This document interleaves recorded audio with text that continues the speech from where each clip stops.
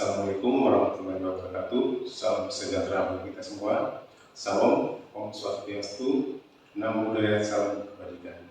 Perkenalkan, saya Aulus Lama. Saya saat ini adalah salah satu dosen di program studi Teknik Perancangan Irigasi dan Penanganan Pantai, jurusan Teknik Sipil Politeknik Negeri Kupang. Pada kesempatan ini saya akan menyampaikan pernyataan diri dosen dalam unjuk kerja di dalam perguruan tinggi atau PDD UKTPT dalam bidang pengajaran. Dalam wilayah negara saya, mata kuliah yang saya ampu berhubungan berkaitan dengan pengelolaan sumber daya air. Hal ini sesuai dengan bidang keilmuan yang saya geluti, yaitu teknik pengajaran. Salah satu mata kuliah yang saya ampu adalah mata kuliah geologi yang akan saya jelaskan pada kesempatan kali ini. Sebelum saya menjelaskan metode dan teknik pengajar saya dalam mata kuliah geologi, lebih dahulu saya akan mendistribusikan secara singkat mata kuliah geologi ini, capaian pembelajaran, serta pembahasan yang akan saya berikan pada mata kuliah geologi. Mata kuliah geologi dalam kurikulum baru program studi teknik perancangan irigasi dan penanganan pantai atau kurikulum MBKM tahun 2023 termasuk dalam kelompok mata kuliah penguasaan pengetahuan atau MKPP.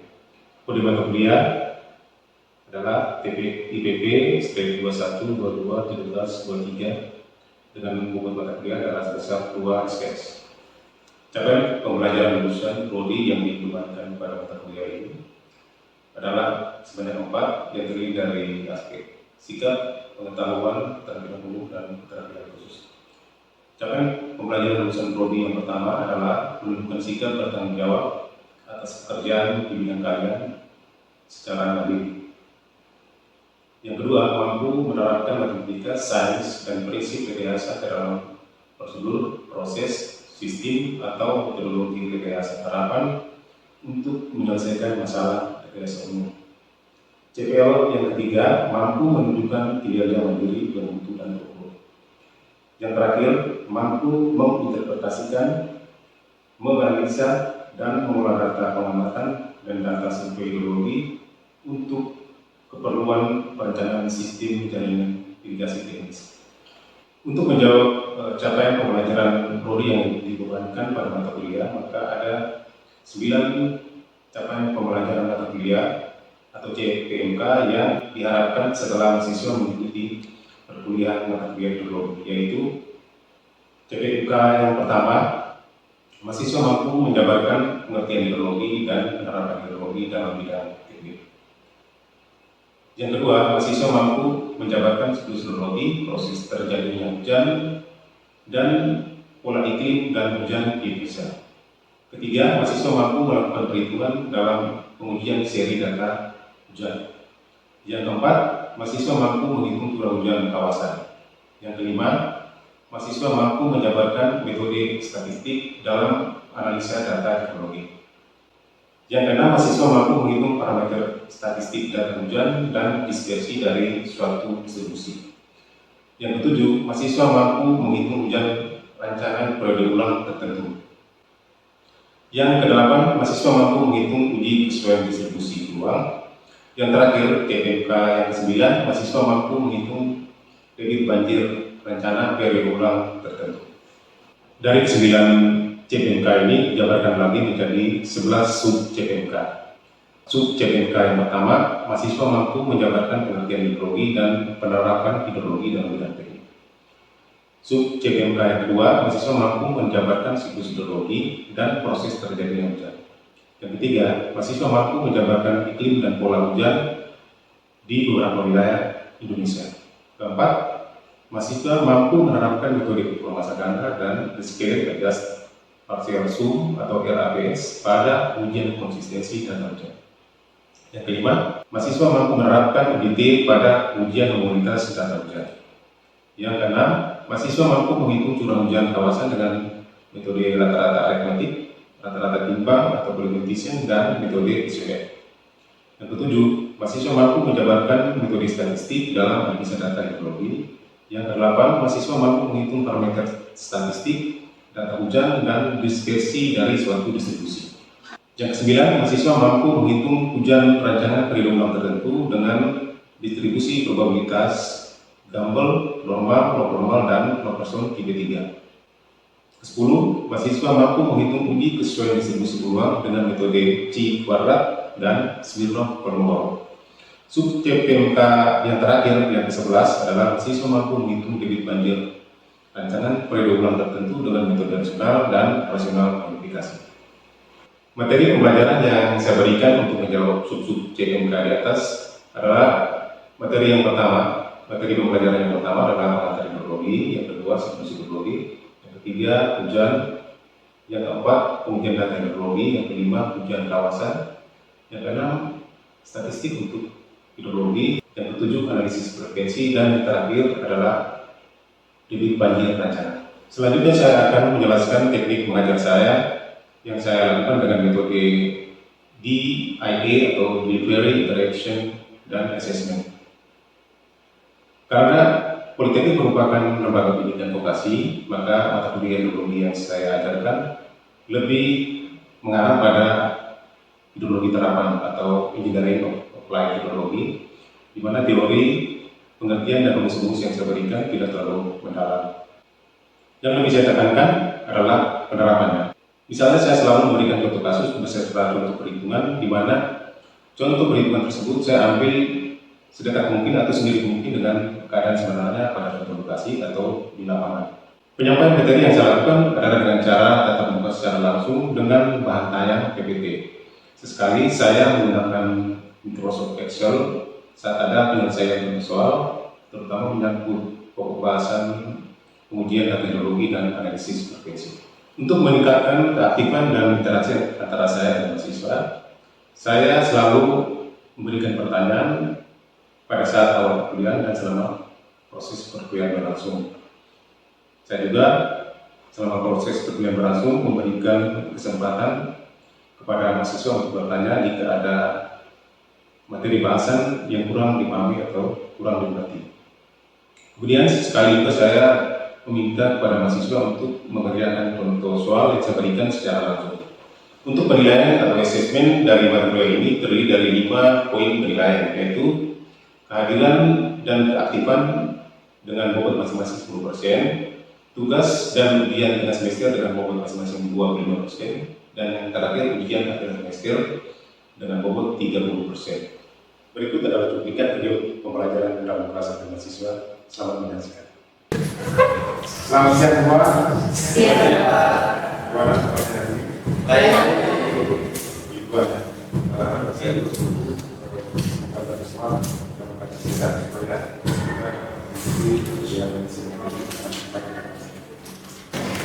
Baik, kita jumpa lagi dalam mata kuliah hidrologi hari ini.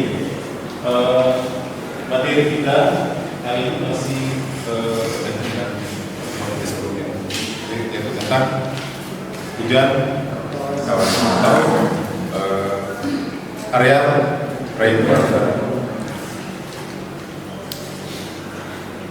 Pada pertemuan sebelumnya, minggu sebelumnya, ada beberapa poin yang kita pelajari tentang area rainwater.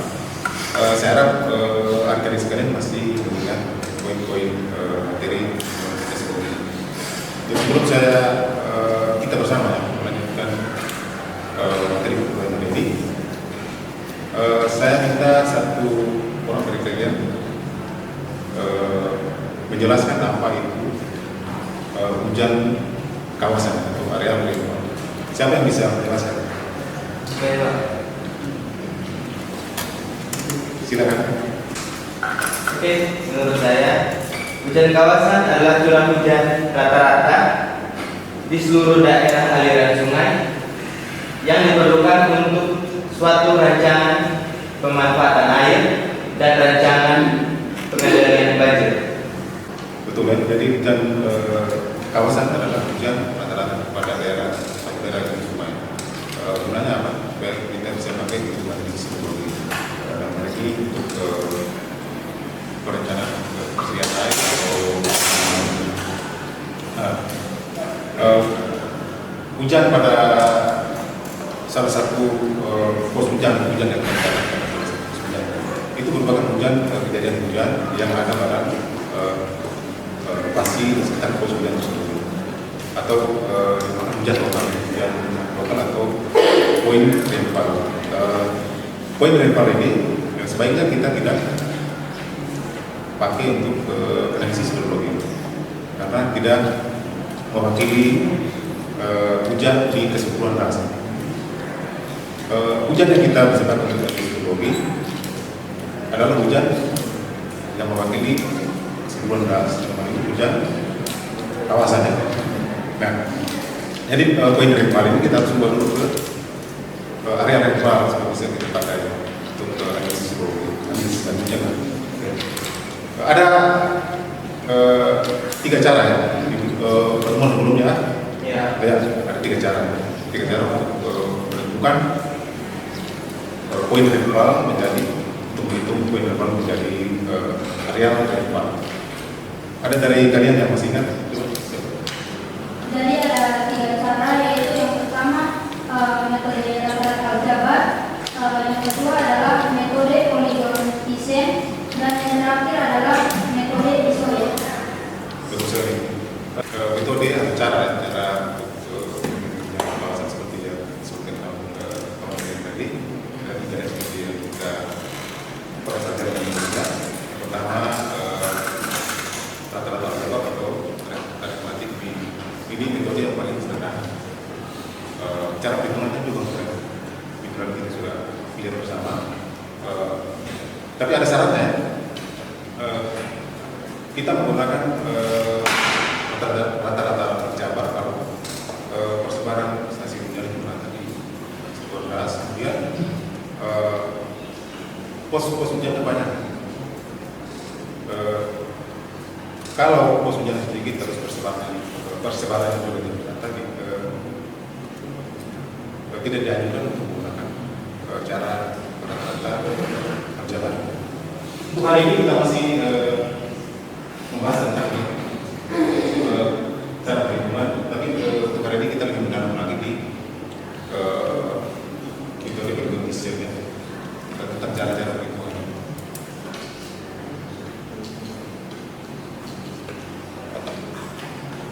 Dan metode polygon descent itu dengan mempertimbangkan memperhatikan daerah pengaruh dari stasiun hujan. Jadi kita asumsikan curah hujan di salah satu daerah di Darmas itu curah hujan yang tercatat di hasil terdapat.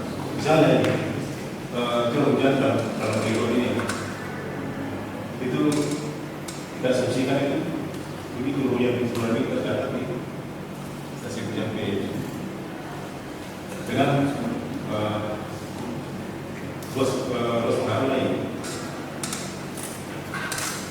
Jadi kita harus buat polygon luas pengaruh stasiun ini dengan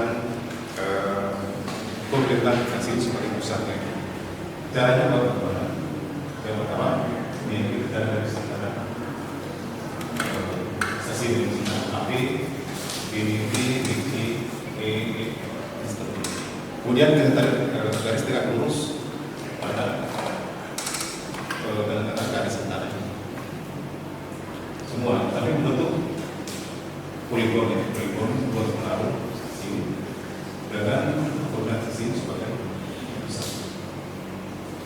Kemudian setelah itu, setelah terbentuk polygon, kita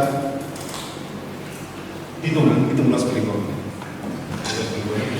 Kemudian kita hitung bobotnya.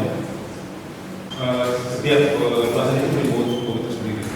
Di bobotnya kita bisa hitung terus. AI per sigma.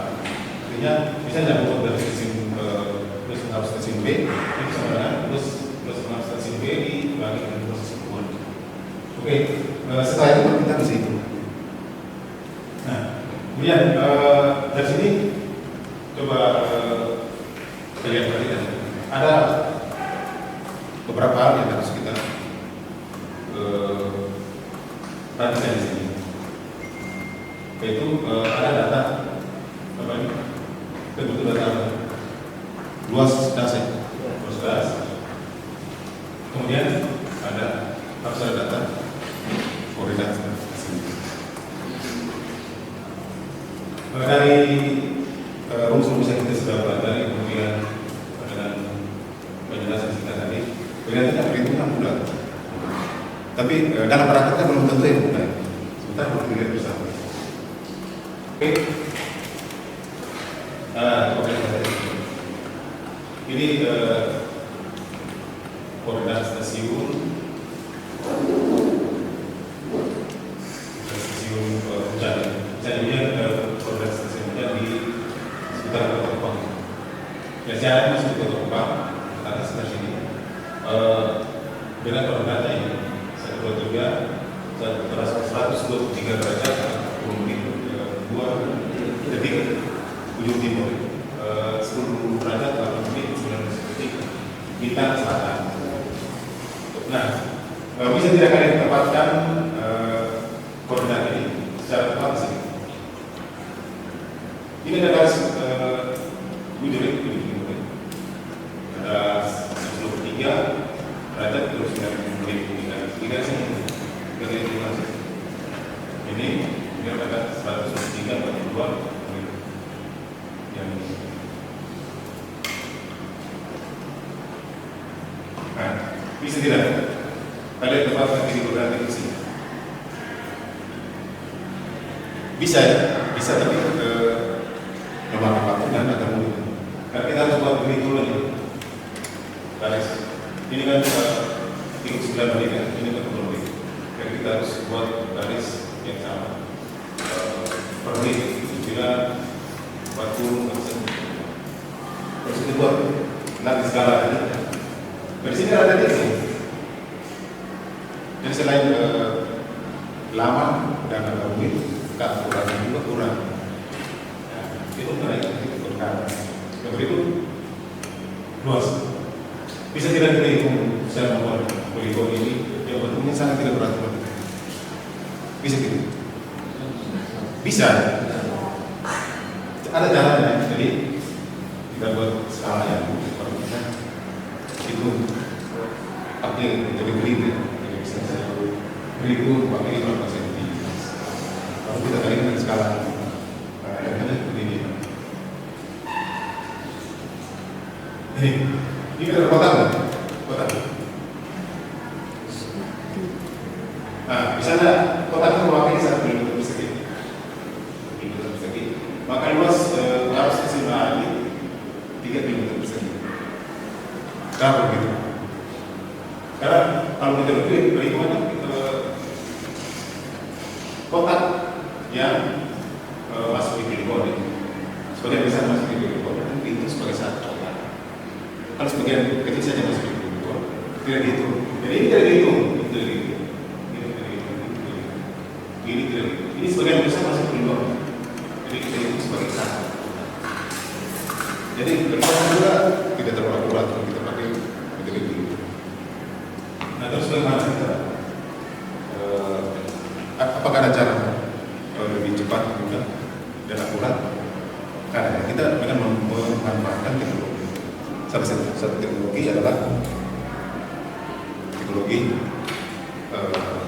sistem informasi bertransisi. Jadi kita bisa pakai software GIS untuk melakukan kerjaan seperti ini. Kalau kita pakai software GIS, ini mungkin kita transaksi ini sampai hitung luas itu sampai 5 menit. Nah, kita set. Jadi untuk bisa menghitung ini kita harus punya data luas ini, luas poligon. Kalau tidak ada hasil hitungan luas poligon ini, kita tidak bisa hitung. Kalau kita harus menghitung pembobotannya. Baik, saya memberikan contoh pembuatan poligon dengan GIS. Sekalian cara perhitungan luas pengaruhnya. Jadi yang kita butuhkan itu data luas dasarnya, kemudian ada koordinat stasiun. Nah, sini koordinat stasiun juga itu kemudian dari sana saya data itu terus mengikuti bersalah bawah. Jadi stasiun hujan itu kita harus semuanya dalam dasar, bisa di seputaran dasar. Yang penting ada pengaruhnya terhadap hujan dan dasar. Nah, ini saya sudah ekspor ke sebuah tulis, jadi kita harus pakai. Caranya apa? Itu sudah data koordinat, data das, balas das, caranya apa? Di software GIS ada tools ya yang namanya Grid Vision Polygon. Ini untuk membuat polygon vision. Yang pertama kita masukkan koordinatnya, kemudian kita pilih tempat yang mana. Kemudian kita langsung pilih oke. Sudah ya. Nanti kita potong sudah dengan das, luas das. Foto. Nah, jadi kita hitung luas pengaruh dari stasiun stasiun fokus di taruh ini pintu yang sana. Nah, ini kita bisa langsung hitung luasnya. Sini terlihat dari hektar, square kilometer. Dan ada square miles lebih 4 km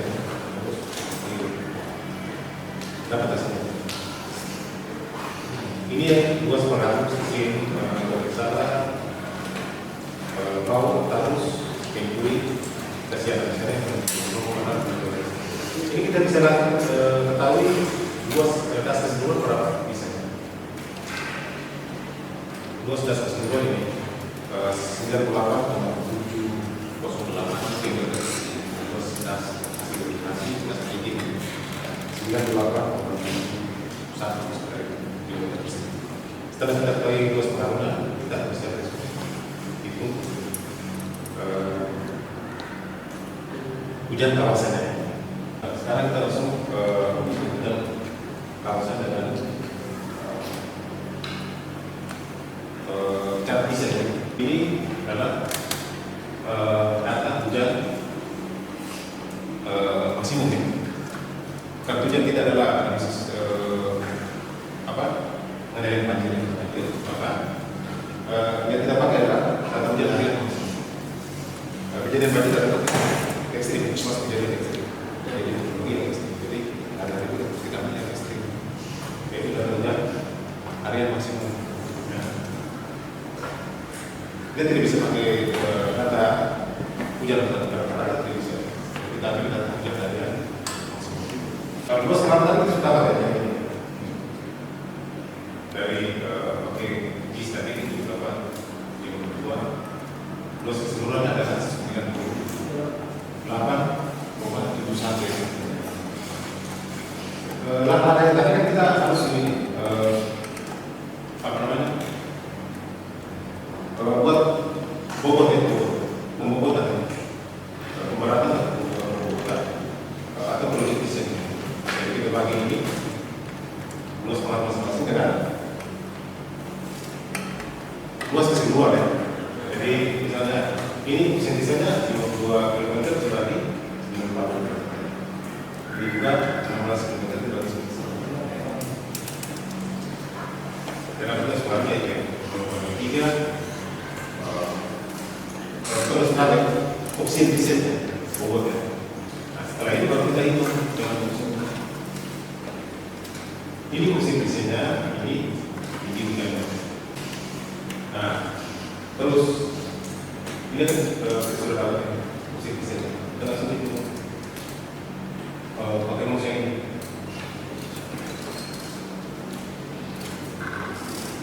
B ini adalah opsi desain, R jam. Cara perhitungan begini, saya sudah untuk era teranya berarti 0, berapa porsi desain pemeriksaan berapa? 0,23 53 ya? 0,53 ya? Hujan di tahun 2017 Hujan harian maksimum 30.000. 3 berapa? 120.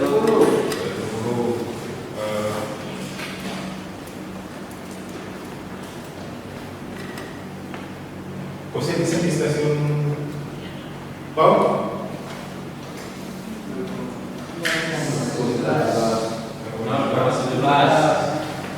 Hujannya? Stasiun Tarus?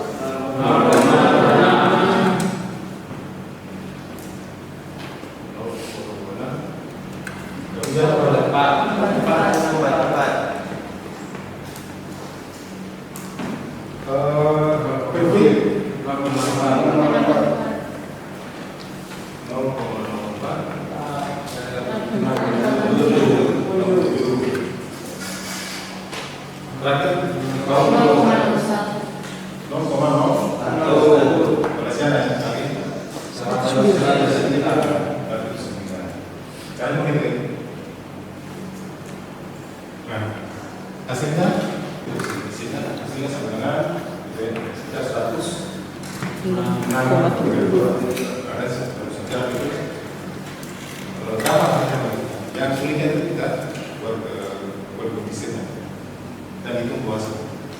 Kalau kita berkompetisi itu sulit. Oke, kalau sampai sini mungkin ada pertanyaan. Apakah kita harus menghitung faktor pembuat atau koefisien desain untuk bisa menghitung hujan kawasan dengan cara polygon desain? Kan ada 2 persamaan. Oh iya, jadi sebenarnya tanpa menghitung buku itu tidak bisa langsung menghitung. Yang penting kita berada data kawasan. Kita betul ini hasilnya misalnya. Tidak berbeda. Jadi ini terus mana dikali ini dikali tinggi hujan, kemudian dibagi dengan luas keseluruhan, luas dasarnya. Tadi berapa koma? Bisa. Ada lagi yang mau bertanya?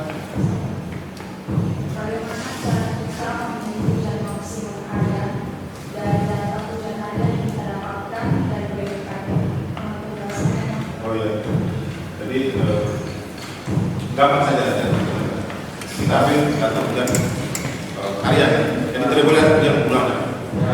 Kalau hujan bulanan kita tidak tahu hujan maksimum hariannya berapa. Jadi kita ambil data dari BMKG, lagi kita minta data hujan harian. Misalnya, misalnya kita ambil data hujan di stasiun hujan nasional. Bentuknya seperti ini. Data hujan di